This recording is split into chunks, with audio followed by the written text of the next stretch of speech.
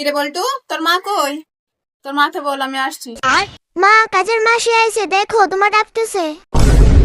এদিকে আসুন, শুন কাছে কাছে শোন শোন।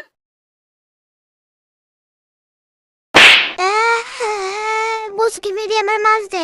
কি রে, এতদিন পরে আসলে? আমি তো ভাবছি মরে টরে গেছিস গা নাকি? না না, এত সহজে মরছি না তোমাদের সাধ্য না খেয়ে। এ কি রান্না করলে গো?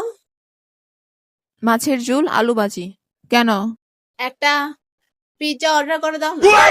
খিদে পেয়েছে, কতদিন ধরে খাই না তো তাই বললাম।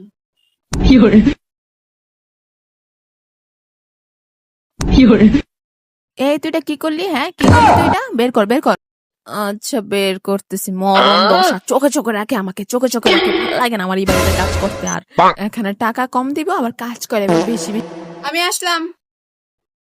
আর হ্যাঁ, আমি কয়েকদিন আসতে পারবো না।